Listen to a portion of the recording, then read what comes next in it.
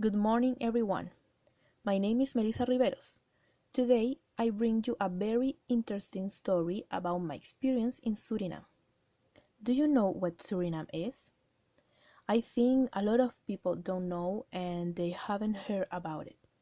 But yes, it's a country. Do you know where it is? It sounds like it is in Africa, right? But it isn't.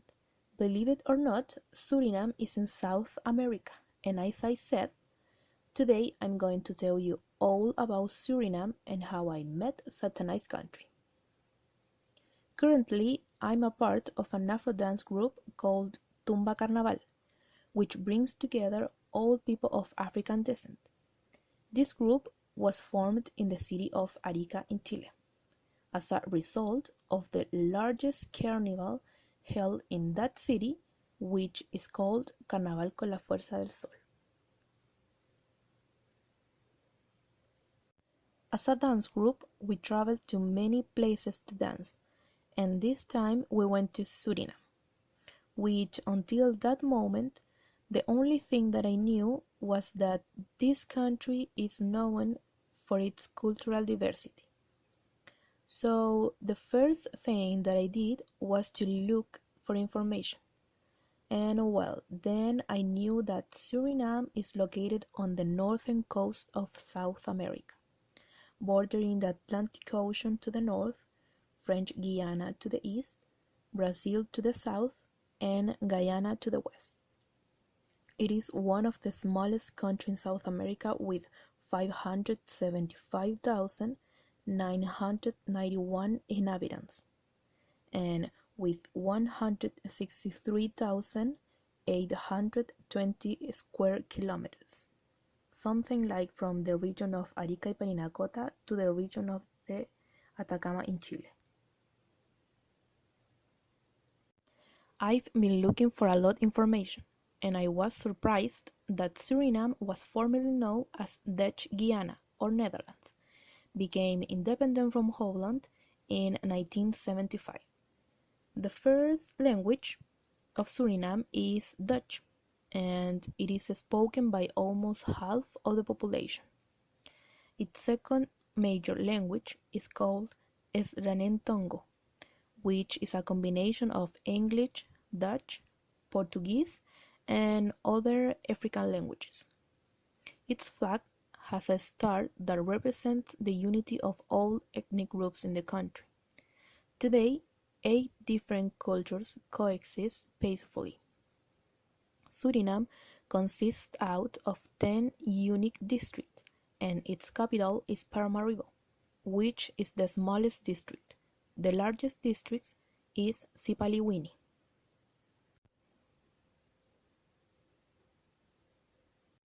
Continuing with the story of my trips, the first thing we did before traveling was to change the money. One Suriname dollar is equivalent to 133 Chilean pesos. Therefore, it is very cheap. The economy of Suriname depends on its supply of natural resources, including bauxite, which it is one of the world's leading producers. Bauxite is a sedimentary rock with a relatively high aluminum content. So, our destination was the capital, Paramaribo, whose historical center is considered a UNESCO World Heritage Site because it still preserves the influence of its colonizers on the architecture.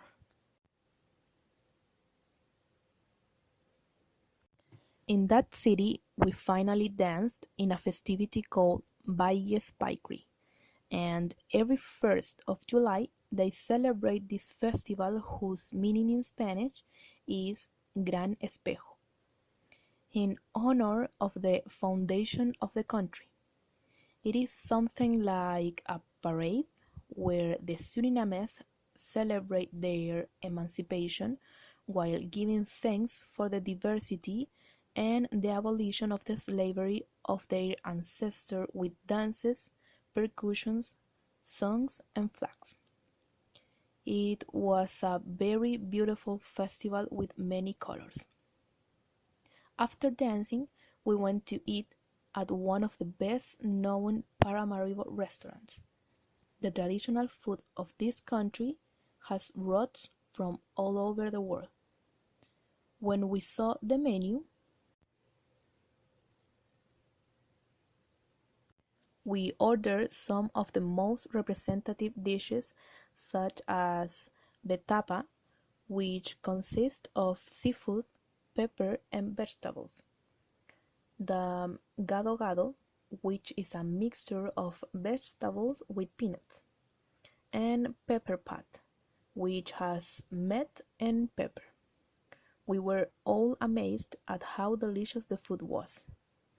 But a very important fact is that in Suriname, chefs tend to add pepper to all dishes.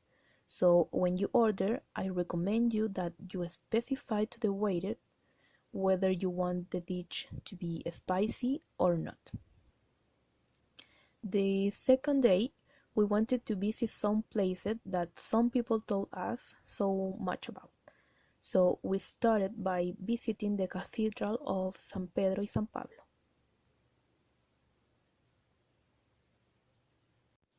which stands out among many picturesque buildings.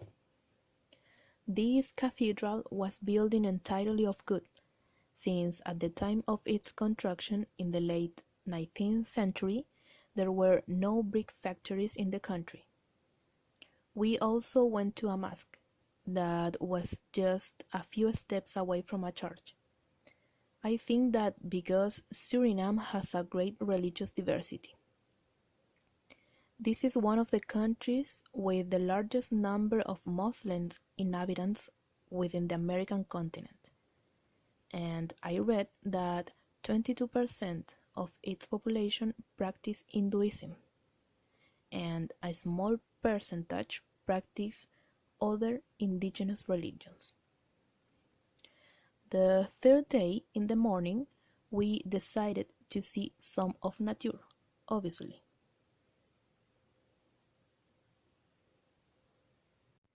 And therefore we went to the Baigipan Natural Reserve, located in the new Necker district, at a distance of 6 hours by bus from the Paramaribo district. This natural reserve was in a protected area, with a large number of birds living there. A tour guide took us around the reserve, showing us some of the endemic birds, such as the scarlet ibis. I particularly liked this bird because its pink color was beautiful. And other birds like the purple heron, the roseate spoonbill, and terns, among others, which add up to more than 100 species. It was very attractive to see so many sightings.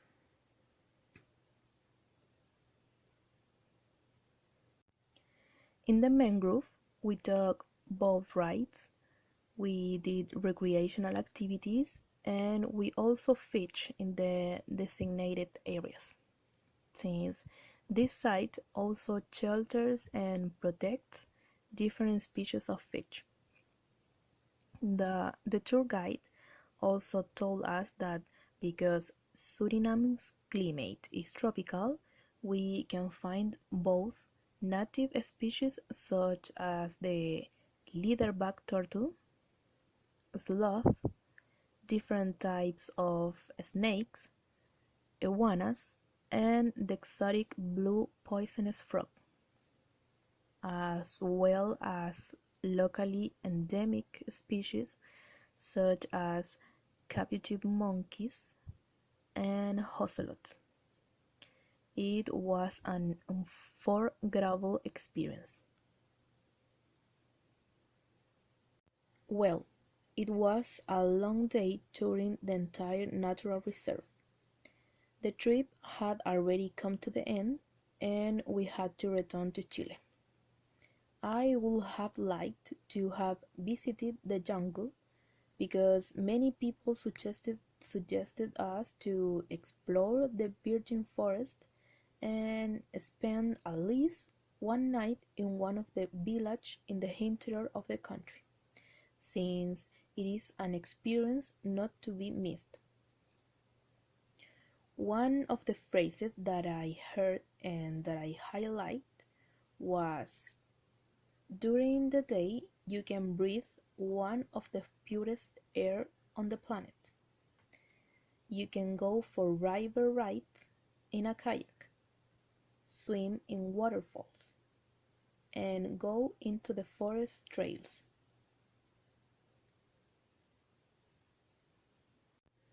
And at night, the stars and constellations are clearer than in any planetarium. I also hope to return to visit Galivini Beach, one of the most beautiful beaches in Suriname. People say that this beach is perfect to rest, and that it is also part of a natural reserve with a little less than 700 inhabitants. It is a great place for sightings of many species of sea turtles, where they come to lay their eggs. This is possible because on one side there is a current of salt water and seawater, and on the other side it meets the fresh water of the mouth of the Maroni River.